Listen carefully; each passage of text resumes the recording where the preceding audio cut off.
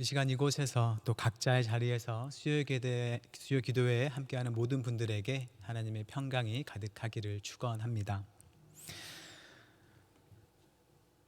빌립보서 3장에서 사도 바울은 할례파들이 가진 잘못된 신앙에 대해서 경고하면서 그리스도인들은 계속해서 믿음의 경주를 하며 달려가야 한다고 가르쳐 주었습니다. 믿음의 길은 아직 마치지 않았고 계속되며 그 길의 끝에 하나님께서 부르신 부름의 상이 있을 거라 말합니다.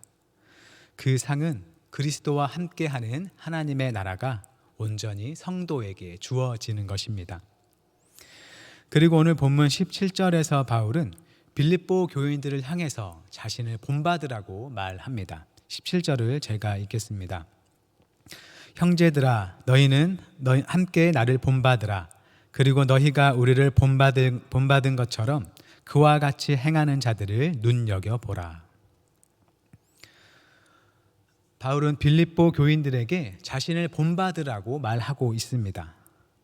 바울은 서신서에서 가끔 이 말을 합니다. 나를 본받으라. 저는 이 바울의 이 말을 볼 때마다 깜짝 놀랐습니다. 도대체 바울이 스스로를 어떻게 생각했길래 이렇게 나를 본받으라는 말을 당당하게 할 수 있을까 하는 생각이 드는 것이죠. 여러분은 혹시 누군가에게 나를 본받으라 라는 말을 해보신 적이 있나요? 아마 거의 없으실 것 같습니다. 또는 설교자가 단위에서 나를 본받으십시오 라고 말하는 것을 본 적이 있나요?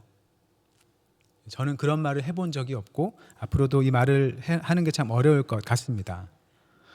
거의 모든 사람들이 다른 사람들을 향해 감히 이런 말을 하지 못합니다. 아마 우리가 이런 말을 하지 못하는 것은 우리 스스로에 대한 인식이 큰 이유일 것 같습니다.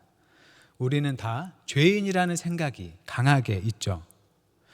비록 우리가 예수님의 십자가를 통해서 죄 용서를 받았다 할지라도 여전히 우리는 죄 가운데 살아가고 있고 실제 그것을 경험하고 발견을 하며 살아갑니다. 죄로부터 완전히 벗어나지 못하고 그 안에 머물며 사는 우리 자신을 발견한다는 것이죠. 그렇게 뻔히 나 자신이 누군가에게 내세울 수 없는 그런 사람이라는 걸 잘 알기 때문에 다른 사람을 향해서 나를 본받으라는 말을 차마 하지 못하는 겁니다. 또 만약 누군가가 그런 말을 하게 된다면 우리 속으로는 자기도 죄인인 주제에 어떻게 감히 저런 말을 하지 하고 생각할 것 같습니다. 그렇다면 바울은 우리와는 그렇게 달랐을까 하는 생각이 드는 것이죠. 바울은 우리와 다르게 죄로부터 완전히 벗어나서 죄를 전혀 짓지 않고 또 마음속에도 악한 마음이 전혀 없고 남들이 보기에도 예수님처럼 살았기 때문에 저런 말을 할 수 있던 것인가 하는 질문이 생겨납니다. 그런데 바울 스스로도 자기 자신을 죄인 중에 괴수다라고 표현한 걸 보면 바울은 자기 자신의 죄성을 알고 또 경험하며 살았던 사람이란 걸 알 수 있습니다. 바울이 자기는 죄 없이 살기 때문에 자신을 본받으라고 말하는 게 아니겠다는 것이죠. 그러면 바울은 무엇을 본받으라는 것일까요? 바울은 그의 존재를 또는 그의 성품을 본받으라는 게 아니라 그가 살아가는 모습을 배우라는 것입니다. 물론 그게 같은 말 아닌가요? 그게 그 말 아닌가요? 하고 생각할 수도 있겠습니다. 하지만 그의 존재, 그의 성품을 본받는 것과 그가 살아가는 모습을 배우는 것은 그 배워야 하는 초점이 다르다고 얘기할 수 있겠죠. 그 속을 우리가 사실은 잘 알 수 없는 그 마음에 대해서가 아니라 겉으로 보이는 삶의 방식을 배우라는 것입니다. 사도 바울이 서신서에서 자신을 본받으라고 말한 구절을 찾아봤습니다. 고린도전서 4장 16절에서는 그가 당했던 여러 고난들을 말한 뒤에 자신을 본받으라고 말을 합니다. 자기가 대단한 성품을 지닌 사람이기 때문에 자기의 성품을 본받으라고 말하는 게 아니라 그리스도의 복음을 위해 고난받고 수고하는 자신처럼 살아가라고 말하는 것이죠. 또 고린도전서 11장에서는 자신이 그리스도를 본받는 것처럼 자신을 본받으라고 말을 합니다.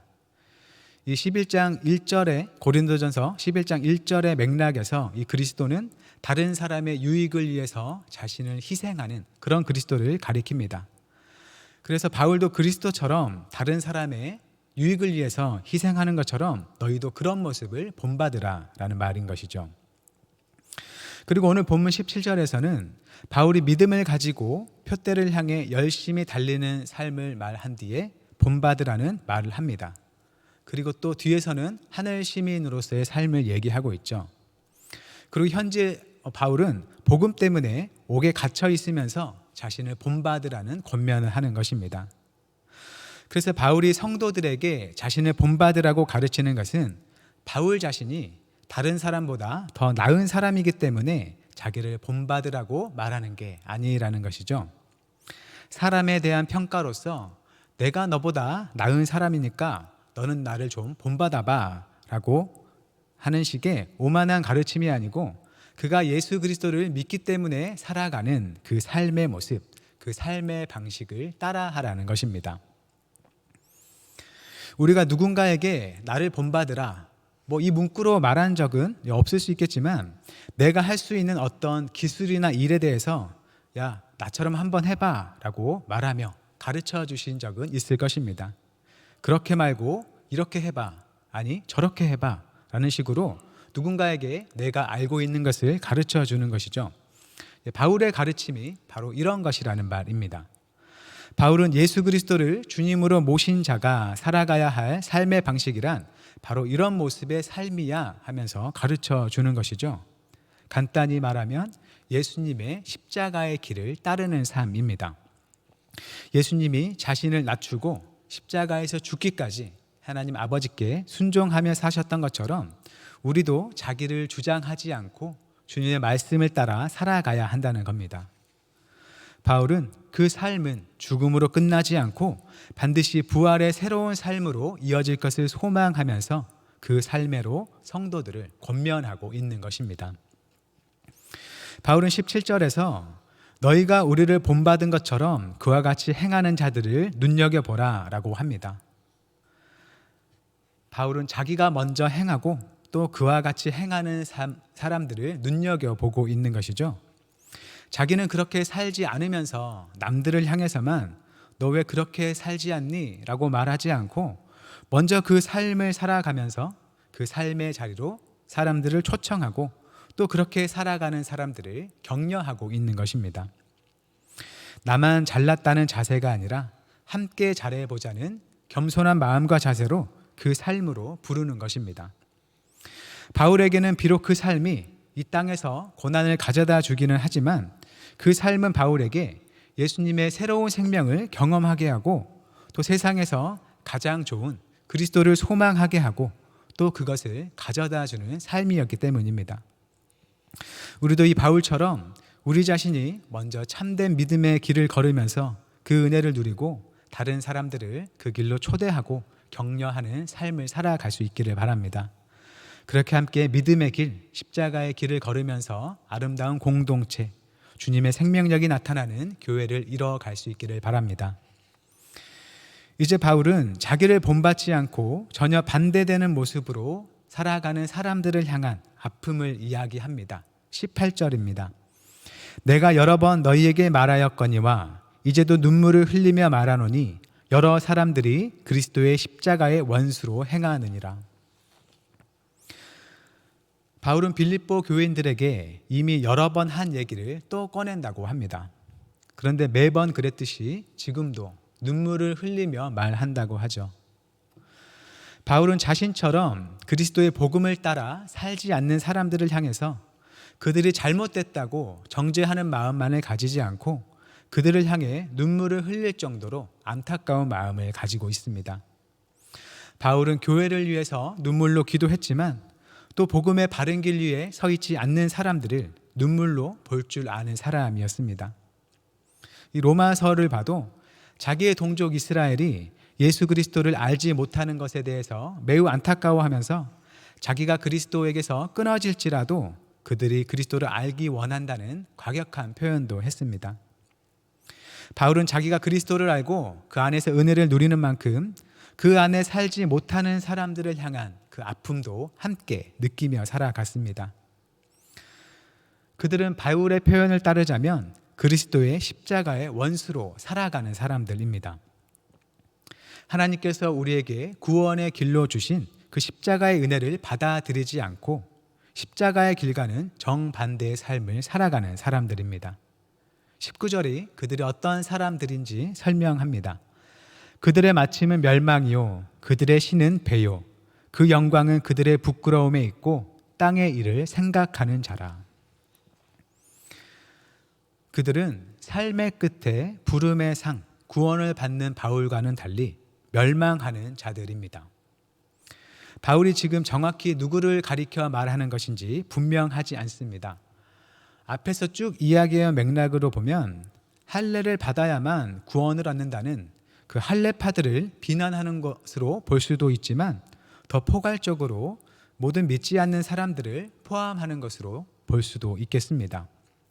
이 바울의 말을 보면 율법주의자인 유대인들도 경고를 받겠지만 또한 방탕하게 살아가는 이방인도 똑같이 경고를 받을 수 있다는 것이죠.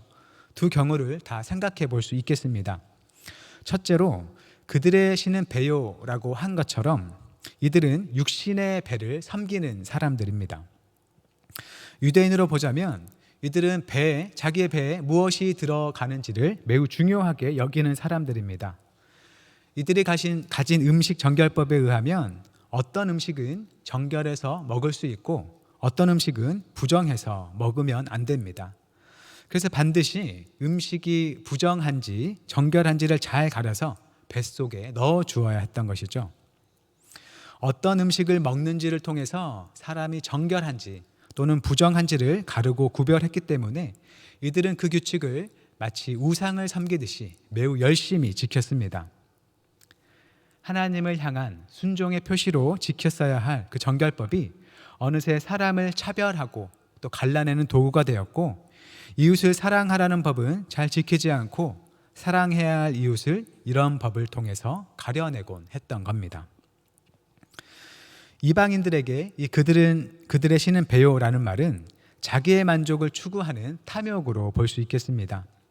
이 세상의 물질이나 어떤 것을 통해서 만족하고자 하는 배부르고자 하는 욕심을 나타낸다고 볼 수 있는 것이죠. 간단히 말하자면 자기 자신만을 위한 삶, 자기의 만족만을 추구하는 탐욕적인 삶이라고 볼 수 있습니다. 둘째로 그들은 그 영광은 그들의 부끄러움에 있다라고 합니다. 유대인으로 보자면 그들이 받는 할례를 가리킨다고 볼 수 있겠습니다.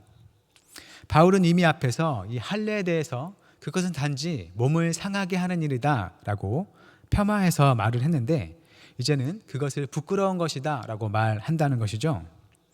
당시 로마 시대에는 사람들이 벌거벗은 채로 운동 경기를 했습니다. 그러니까 운동 경기를 할 때면 다른 사람들의 나체를 그대로 볼 수 있었던 것이죠. 그때 유대인의 할례가 놀림거리가 되기도 했고 또 로마의 개방적인 목욕 문화에서 이 할례가 웃음거리가 되기도 했다고 합니다. 그래서 당시에 로마 문화를 잘 따르고자 하는 유대인들은 자신의 할례 자국을 감추려 했다고도 합니다. 그런데 유대인들은 바로 그 할례가 자기가 하나님의 백성이라는 것을 나타내 준다면서 그것을 자기의 영광과 자랑으로 삼았던 것이죠.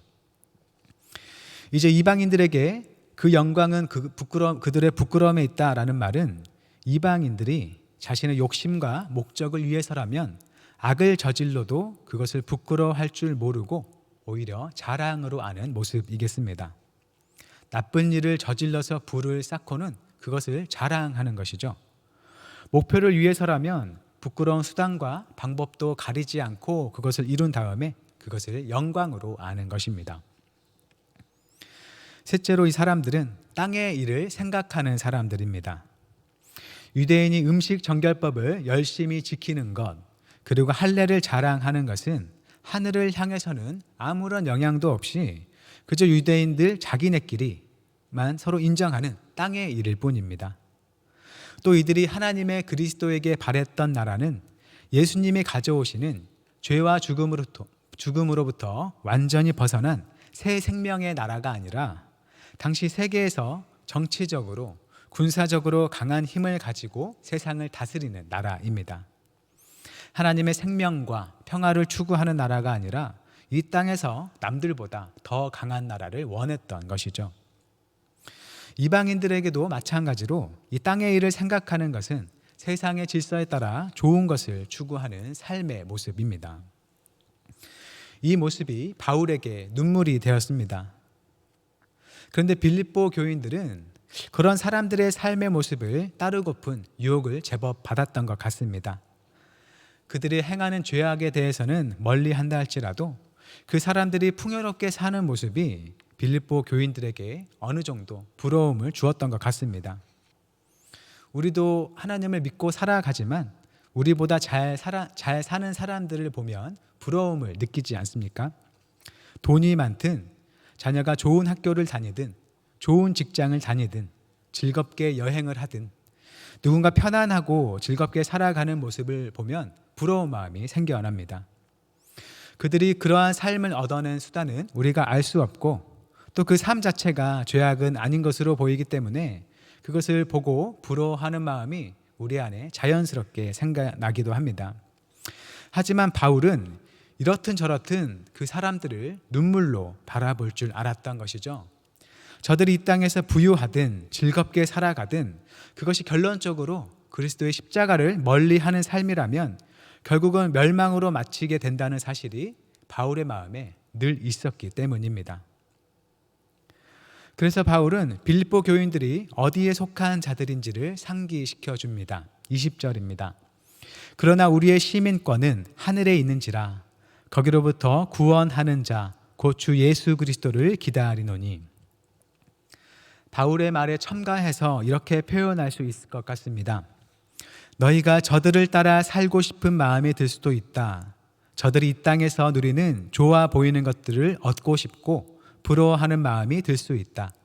그러나 우리의 시민권은 하늘에 있으니 이들을 따라 살지 말고 하늘의 법을 따라 살며 하늘로부터 오는 우리의 구원자를 기다리자.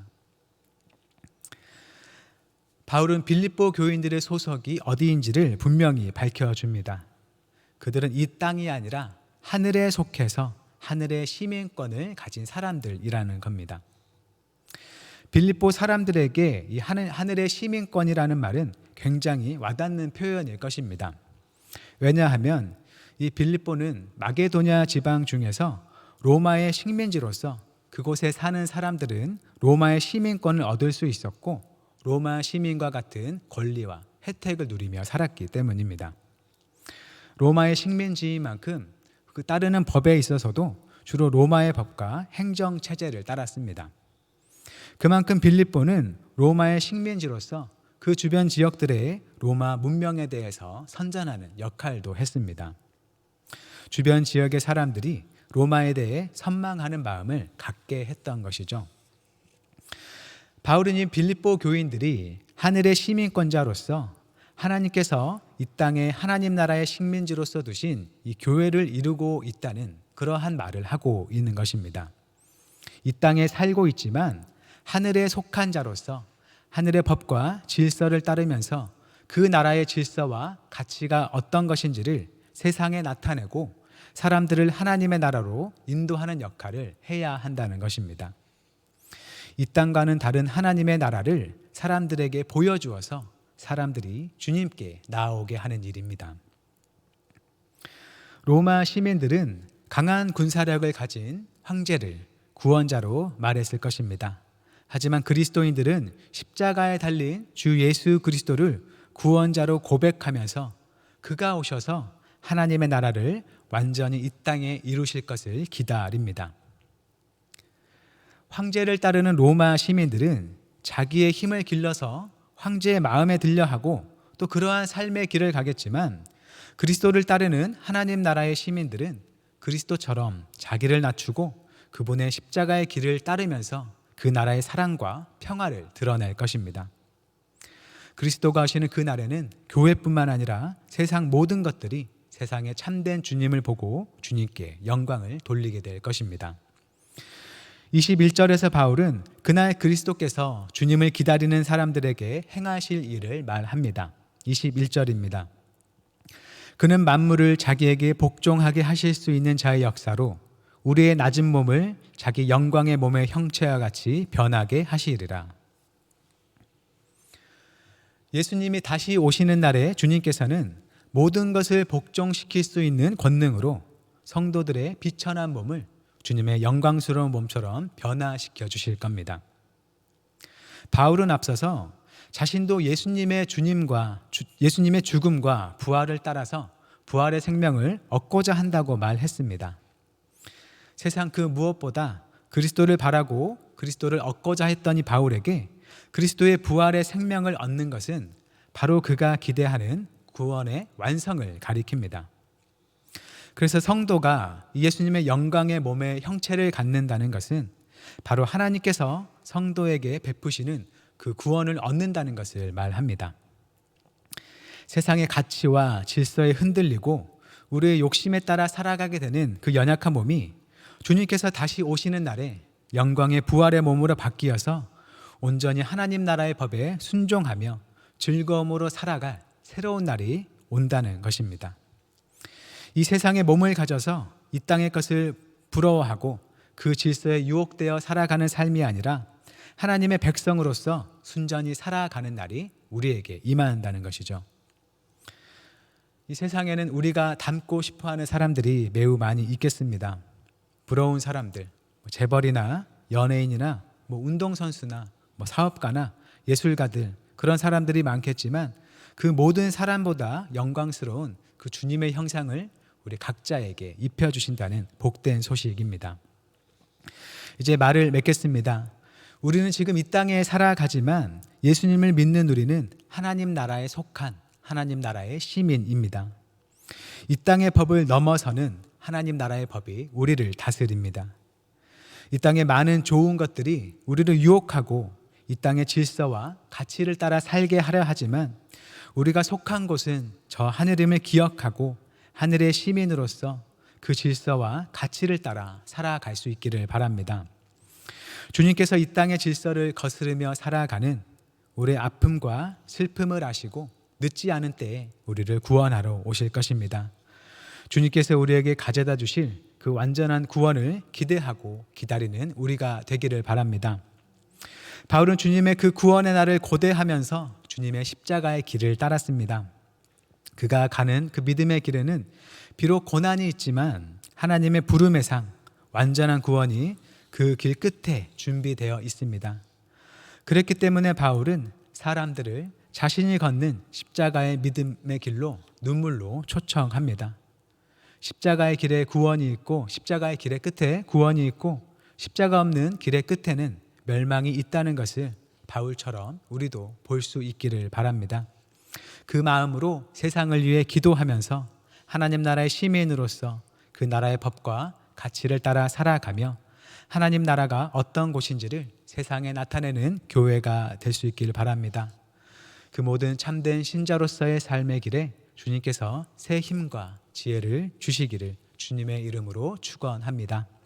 기도하겠습니다. 사랑의 하나님, 이 땅에 살아가는 우리를 하나님 나라의 백성으로 삼아 주셔서 감사드립니다.